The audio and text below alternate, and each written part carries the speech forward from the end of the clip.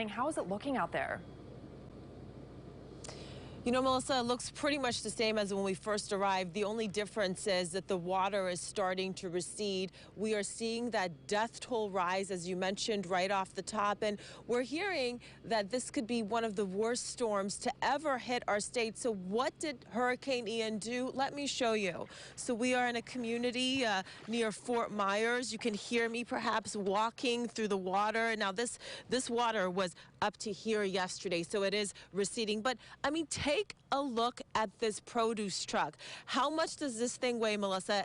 And it's like a toy just tossed around this dumpster right next to it. I mean, flipped upside down. What did it sound like when this thing flew across this mobile home park and came crashing down here? We know that some people actually hunkered down, even in manufactured homes like this one. This is the Carter family. The only reason I know that, obviously no one's here, is because I saw it on the mailbox. But look at what Hurricane Ian did to the Carter family's home. It is still standing, Melissa, but right here, I mean, it's your guess, as good as mine. What, was this the roof? Is this the carport? But look at this aluminum, just shredded, tossed to the ground.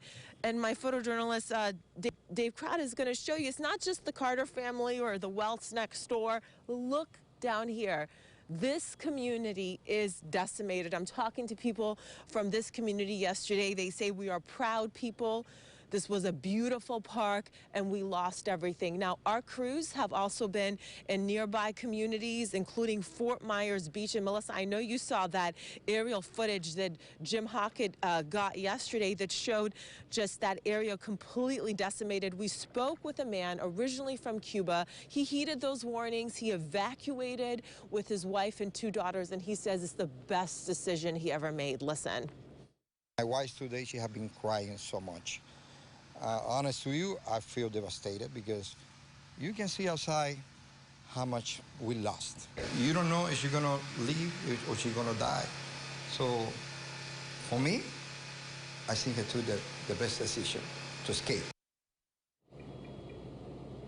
And you just imagine, I mean, these people don't have a place to sleep, they don't have clothes, they don't have access to hot food, they can't charge their phones, all their pictures are gone, their memories are gone. I mean, it's all gone. It's just disappeared. And the feeling, I would say, people are coming up to us asking us questions that we can't answer because communication is still difficult, and they want to know where are people being flown to. We are about 8 miles from the barrier islands, and we know that, I don't hear them right now, probably because it's nighttime, but all day yesterday, we heard the Black Hawk helicopters and the Chinooks ferrying people, ferrying supplies back and forth from the barrier islands. So this is a community that very much needs resources, that needs information, and it's a little bit depressing to be here, obviously. I can't imagine the people, what they're dealing with when this is their home, Melissa. And Mahsa, to the point that you just made, are you seeing a lot of folks that are leaving because of the fact that there is no power, there are no resources, or are you seeing a lot of people that are staying and trying to rebuild right away?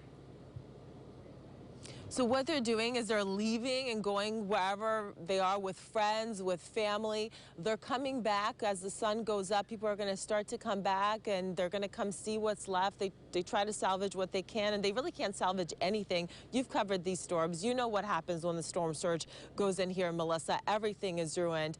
But, you know, that's what we're seeing here. And you mentioned, obviously, they need so many resources. We're seeing so many people donating, collections, and things like that.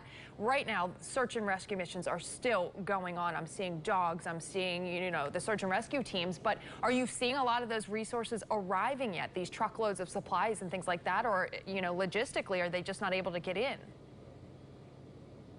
I haven't seen any help like that. I did hear there's a Publix somewhere in the area where they are handing out supplies and helping folks, but really the story here is that people are relying on each other. People are helping each other. Melissa, you're gonna love this. Yesterday, this man came up to me and Yesterday, this man came up to me and he said that, sorry, I had a little bit of an issue, that a guy from Tampa drove all the way to this area. He brought water, he brought a generator, he set it up in the middle of the street because he wanted people to be able to bring out their coffee makers, make coffee, to charge their phones. And the resident who told me, I mean, he said it made him tear up and cry. Oh, yeah, that is just so heartwarming, and certainly, hopefully, we see a lot more of that in the coming days as things kind of start to get back up, but this is not going to be anything quick. Mahsa, thank you so much. We'll check in just a bit.